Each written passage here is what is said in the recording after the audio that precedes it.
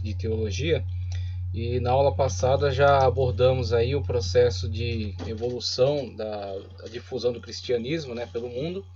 Como vimos aí que o cristianismo, ele adentrando aí pelas terras aí da Europa, né, iniciando-se em Jerusalém com a descida do Pentecoste, depois sendo divulgado de uma forma ampla, tanto por aqueles que estiveram presentes no momento da descida do Espírito Santo e que foram evangelizados, né, pelo apóstolo Pedro, e depois os próprios apóstolos foram se dirigindo a terras, né, levando a boa mensagem, a mensagem da salvação em Cristo Jesus, e juntamente com essa mensagem também um processo de educação desses povos para a compreensão da doutrina, para a aquisição das ferramentas para fazer a leitura, né, proceder à leitura dos textos, e também depois um processo no qual essa educação vai se amplificar, abordando outras temáticas como a filosofia, o direito, a retórica, né, vai englobar outros saberes a fim de poder cada vez mais se posicionar, fazer a defesa da fé, né, e o cristianismo assim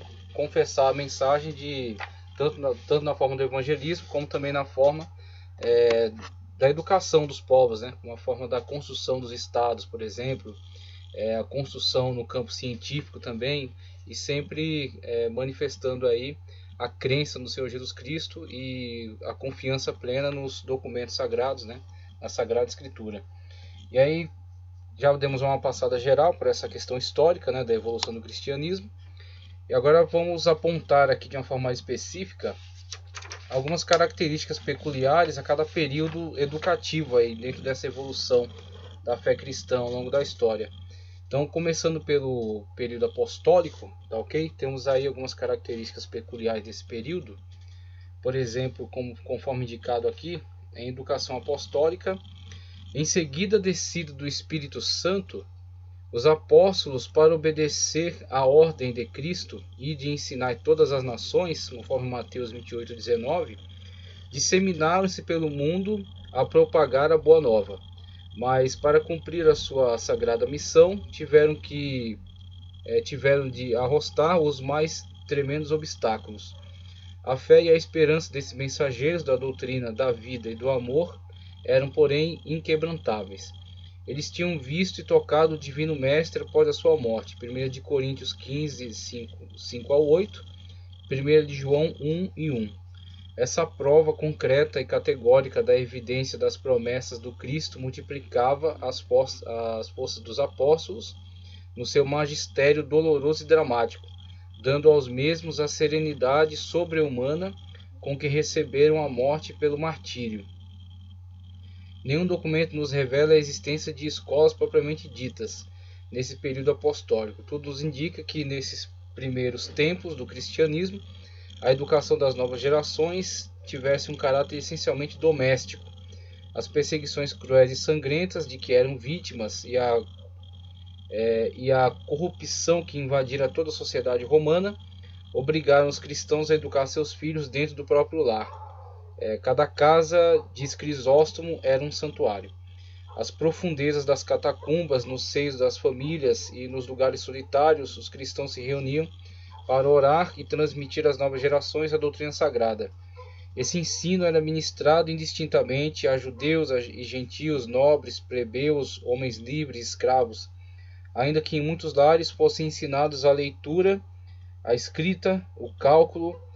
O objetivo da instrução era predominantemente religioso e moral. Nem outra poderia ter sido a educação diante da escassez do tempo disponível e das circunstâncias trágicas e angustiosas em que viviam os primeiros cristãos. Então, a leitura aqui que nos situa com relação a um quadro do momento histórico em que estava o cristianismo. Então, com o início da propagação da mensagem, né, quando os apóstolos, atendendo à ordem de Cristo e de por todo mundo pregar o evangelho a toda criatura, eles começaram então a espalharem-se, né, pelas terras, e começaram a fundar comunidades para, através delas, então, difundir a mensagem do Evangelho. Utilizando-se para tanto das circunstâncias, né, que foram, cremos sempre de uma forma muito plena, que foi criada por Deus, né, essas circunstâncias, para que o Evangelho pudesse então ser propagado. Primeiro a influência grega, que veio difundir a questão da língua, da cultura grega pelo mundo. Depois a ascensão de Roma, com a unificação dos povos, né, a Pax Romana, a construção de estradas, né, diversos canais de comunicação aí entre as terras, e assim os cristãos puderam se valer, né, dessas circunstâncias para percorrer as terras e levar o cristianismo. Todavia, não eram apenas vantagens, uma vez que o cristianismo encontrou forte oposição, primeiramente sendo muito associados com os judeus, porque tiveram origem, né, dentro do mundo judaico, né? Cristo veio, né, entre os judeus, depois dos primeiros apóstolos foram judeus. Paulo, que era um judeu, começou a estabelecer contatos mais fortes com os gentios, povos, né, de outras nacionalidades. Depois começaram a surgir grandes representantes entre os povos gentios. Temos aí Timóteo, Tito, né, que eram grandes homens aí dentro do mundo gentílico. E aí daí para diante surgiram grandes nomes que deram continuidade a esta mensagem. Mas no primeiro momento eles foram muito confundidos com os judeus, então quando a perseguição de Roma voltava-se contra os judeus, atingiam também os cristãos. Depois vindo a ser separados, né, sendo distinguidos dentre os judeus e sofrendo muitas das vezes perseguições tanto dos romanos quanto dos próprios judeus. Então o começo do cristianismo foi feito de muita luta, muito sofrimento, muito sangue derramado, muitas perseguições. Vemos aí em Atos dos Apóstolos, né, os primeiros exemplos dessas perseguições, e depois outras descrições ainda mais cruéis em história eclesiástica de Eusébio de Cesareia, né, como muitas das vezes estourava uma perseguição e fazia um verdadeiro massacre de uma comunidade cristã. Os integrantes que sobravam, que conseguiam escapar dessas perseguições, iam para outras terras e continuavam pregando a mensagem da salvação em Cristo Jesus. Por isso que tentar atribuir à pregação do Evangelho qualquer motivação que não seja a fé viva, genuína, num Cristo ressurreto, seria uma grande loucura. Porque pregar o Evangelho não era vantagem, pregar o Evangelho não trazia benefícios, pregar o Evangelho, a mensagem do Cristo que foi crucificado e que ressuscitou, trazia grandes problemas. Então só podemos admitir que pessoas sofrendo em tais circunstâncias, né, sofrendo tanta perseguição, mesmo assim perseveravam na pregação, na divulgação da mensagem, no evangelismo. Eles só o faziam porque de fato essa mensagem era verdadeira e eles tiveram um contato pessoal com Cristo ressurreto. Só isso, né, eles não tinham como negar a verdade, que era: Cristo ressuscitou, Ele está vivo e Ele é o único Deus, o único Salvador. Então por isso que eles davam continuidade. Este ato de pregar o Evangelho, comunicar a mensagem, né, levar as boas novas, ele estava também ligado a um processo de educação dos povos, uma vez que era necessário ensinar-lhe as palavras de Cristo, era necessário ensinar-lhes o contexto de onde eles tiravam a maioria das pregações, das mensagens, vendo no Antigo Testamento, né, na Torá, nos profetas anteriores, posteriores, nos escritos de sabedoria, vendo em todos esses lugares onde falava acerca de Cristo, onde falava profeticamente acerca de Cristo. Ok? Então, era necessário que esses povos a quem estava sendo comunicado tivessem um contato com essa cultura hebraica no primeiro momento, depois uma cultura tipicamente cristã. Então, para isso era necessário um processo educativo também. Então, temos aí a necessidade de, ao se evangelizar, também se ensinar. E aí temos um processo educativo bastante simplificado, óbvio, né? Uma vez que as circunstâncias não favoreciam um avanço, um desenvolvimento, a formação de uma escola, né, para que se aplique um ensino mais sistemático, um ensino mais amplo, uma vez que as condições eram desfavoráveis no primeiro momento, com as intensas perseguições. O ensino que era ministrado também era bastante simplificado e geralmente estava localizado ou no seio familiar, né, dentro das próprias casas dos cristãos, ou em locais onde eles recorriam para poder realizar os seus cultos, né, então nas catacumbas, ou então nos lugares ermos, né, para onde eles fugiam a fim de poder cultuar, adorar o Senhor Jesus Cristo, né, e poder também, juntamente com esse processo de litúrgico, né, de adoração, de culto, de louvor, também comunicar um ensino básico acerca da Sagrada Escritura. Então temos aí primeiro o surgimento, né, da educação cristã por meio desse processo de evangelismo e educação, né, processo de discipulado realizado aí pelos primeiros apóstolos e pelos discípulos dos apóstolos que são chamados da patrística, né, os pais da igreja, os pais da fé.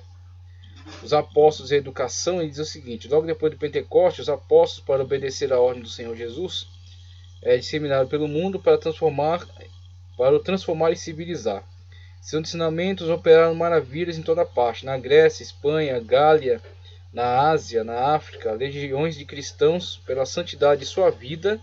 Então a maior parte da educação cristã está constituída num exemplo pessoal de cada cristão, ok? Não num compêndio, né, num ensino sistemático, catedrático, esse tipo de coisa, mas sim na própria pregação e testemunho. Uma vez eles pregavam acerca de Cristo, eles viviam de fato aquilo que pregavam e assim comunicavam este conhecimento acerca desta fé de uma forma muito intensa, muito prática, muito vívida, né?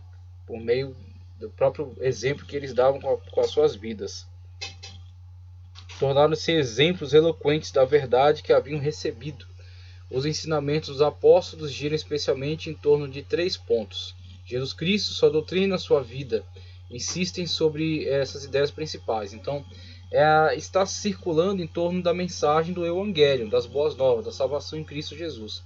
Então esse é o ponto de partida e não poderia ser outro, né? Inclusive, esse é o ponto de partida e esse é o eixo, tá? Então, mesmo que a educação cristã avançou extraordinariamente, tornando-se, vamos dizer assim, responsável por muitos avanços científicos, e hoje tornando-se muito ampla no sentido de abarcar todo o mundo das ciências, mas a sua base continua a mesma. A educação cristã está fundamentada no conceito de que Cristo é o nosso único e suficiente Salvador, de que Ele está vivo, que a Sagrada Escritura é teopneustos, é divinamente soprada, inspirada. Tá, okay? Então temos aí alguns pressupostos básicos aí da fé cristã que fundamentam aí toda uma educação cristã que está hoje muito mais ampla, né? Que abarca aí outras áreas da ciência, que se interessa aí por diversos assuntos relacionados à vida de modo geral, mas a sua estrutura fundamental, a sua base continua sendo a mesma, conforme apregoada pelos apóstolos lá no início da nossa fé, quando começaram aí o processo de evangelização do mundo.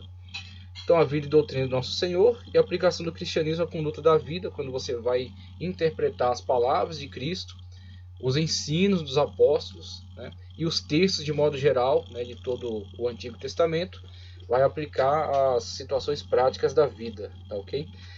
Semelhante ao que aconteceu também no desenvolvimento da educação hebraica, com relação aos grandes textos da cultura judaica, né, da cultura hebraica de modo geral, a Mishnah, né, o Talmud, a Mishnah, a Gemara, o Talmud, textos que buscam, que tem a sua fonte na Torá escrita e na Torá oral.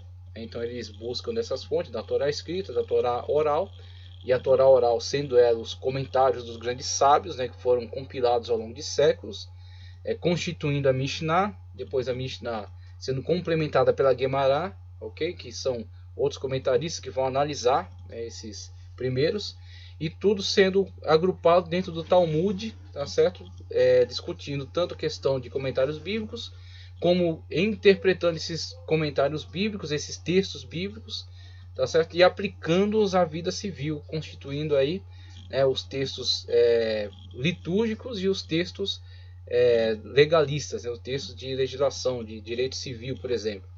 Então temos aí no cristianismo também esse movimento, quando as primeiras escolas começam a aplicar os preceitos da Sagrada Escritura à vida prática. Então os apóstolos começam já o primeiro movimento de difusão do cristianismo, e os seus continuadores farão então o desenvolvimento disso com a aplicação disso a diversas situações da vida prática. Ele fala aqui sobre Paulo e educação. Veja o que diz. Paulo, escrevendo aos cristãos que viviam no meio dos pagãos, onde a família se encontrava em ruínas, insiste vigorosamente sobre a santidade e indissolubilidade do casamento, e sobre os deveres recíprocos dos esposos. 1 Coríntios 7:11. Lembra aos pais que devem ter cuidado com o corpo e a alma das crianças, formá-las com o trabalho, permitir-lhes seguir a própria vocação, as repreender, corrigir e punir com sabedoria, doçura e firmeza, bem como as instruir nas verdades cristãs. Mas se alguém não cuida dos seus, renega a fé e é pior do que o infiel. Veja a severidade com que Paulo repreende alguém que seja relapso na sua missão de educador. Então vemos aí que a primeira estrutura da educação cristã está no lar, e Paulo dá um grande valor, né? Ele chama a atenção de uma forma muito séria para a responsabilidade em se assumir o papel de educador, né? De comunicar, de zelar, de proteger, de cuidar, de instruir, de disciplinar aqueles que estão debaixo de sua responsabilidade, né? Dentro da sua família. Então vemos aí que o ensino está centrado nessa questão do lar e a eficácia da comunicação do evangelho por meio desse trabalho de educação que é feito, né, dentro das famílias. Ele fala acerca do contraste entre a educação cristã e a educação filosófica pagã, e na verdade já abordamos isso na aula de evolução do cristianismo, quando vemos que o cristianismo, centrado na revelação bíblica, ele comunica algo extraordinário quando obtém o seu exemplo do seu mestre, né, o mestre sagrado, o mestre divino, que não apenas fala acerca de uma sabedoria, não apenas discursa, né, acerca de algo que ele entende ser nobre, ser relevante, ser importante, mas ele vive mesmo tudo aquilo que ele prega, ele está vivenciando, tá certo? Está demonstrando com a própria vida.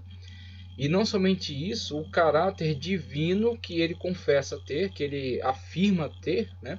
E a presença perene dele no meio daqueles que estão comunicando a sua mensagem. Porque mesmo que nós tenhamos mensagens muito sábias, advindas de grandes mestres, como Maomé, Zoroastro, Buda, a filosofia, né, que alcançou níveis tão elevados com Platão, Aristóteles, né, Sócrates, Platão, Aristóteles, mas esses grandes ensinadores estão falando de um conhecimento, tá certo? Estão falando de uma ideia, né, de uma filosofia, só que essa filosofia que eles deixaram, essa filosofia que eles legaram, né, aos seus discípulos, legaram aos povos com os quais estiveram interagindo, ela é mantida viva pelos seus continuadores, que fazem referência a esse personagem que ficou em determinada época da história. Então ele comunicou esse saber, né, foi um saber de fato trouxe algum avanço, né, trouxe algum desenvolvimento, foi importante, foi marcante para o momento histórico, só que ele comunica esse saber e ele fica, vamos dizer assim, limitado ao seu tempo histórico. Então, falecendo, fica as suas ideias serão preservadas e comunicadas pelos seus continuadores, serão alteradas ao longo da história. Agora, com relação à comunicação feita dentro do cristianismo, nós temos um mestre que comunicou algo extraordinário, algo profundo, algo maravilhoso, viveu isso na sua própria vida, demonstrou com a sua própria vida a eficácia daquilo que estava ensinando, e não apenas isso, tá certo? Ele se coloca não apenas como um sábio, mas como o próprio Deus encarnado. Então, diferentemente de todos aqueles que manifestaram grande sabedoria, grande inteligência, né, desenvolvimento filosófico, ele, acima de todas essas afirmações, ele não é só mestre, ele é Deus. E como Deus, ele é também Salvador. E como Salvador, né, ele entregou a sua vida, morrendo vicariamente, e depois ressuscitou e está presente. Então, não somente ele comunicou em algum momento histórico, mas ele está presente constantemente.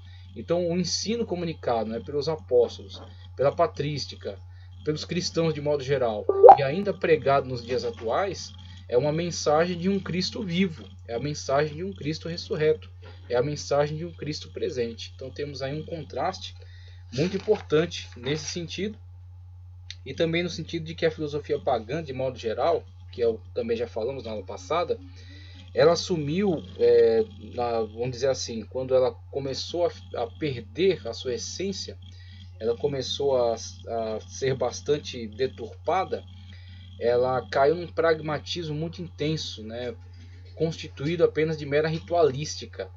essa ritualística muito vinculada aí a questões muito práticas da vida. Então, a religião pagã, de modo geral, se tornou um meio de tentar manipular os deuses e manipular a natureza. Então, um sacrifício para a colheita, um sacrifício para sucesso na guerra, sucesso no empreendimento, ou para se livrar de maldições, ou para não ser perseguido por espíritos. Então, se tornou um pragmatismo muito intenso na vida das pessoas. Não tinha mais nada, né, de uma essência que pode ter sido comunicada em princípio, né, por algum mestre da sabedoria, que tentou elevar os espíritos através desta filosofia ou desta revelação, né, dessa religião. Isso se perde ao longo da história, e quando o cristianismo surge, na verdade, esse paganismo que estava difundido pelo mundo, ele já havia se tornado muito pragmático, né, relacionando simplesmente a uma forma de tentativa de manipulação ou dos deuses ou de diversos aspectos da vida, da natureza, dos empreendimentos, da economia e por aí vai. E aí o cristianismo ele traz de fato essa mensagem como uma valorização daquilo que é essencial na vida, né? O amor a Deus em primeiro lugar e ao próximo como a si mesmo. Então, algo que vai nortear a ação da pessoa em diversos momentos da sua vida, em diversas situações, em diversos momentos da sua trajetória. Então, vai nortear a sua vida de modo geral. Vai interferir em todas as áreas, né, da sua ação na sociedade. Então, ele norteado por esses princípios básicos, né, esses princípios gerais, ele vai ter uma mudança na sua ação. E essa foi, na verdade, a maior revolução histórica que o mundo já viu. Porque sem armas, sem derramamento de sangue dos inimigos, mesmo sendo perseguidos, mesmo sendo expulsos, né, mesmo sendo desprezados, né, tidos como ralé por muitos pensadores, o cristianismo, na verdade, mudou o mundo desde a base, né, desde a estrutura. Quando muda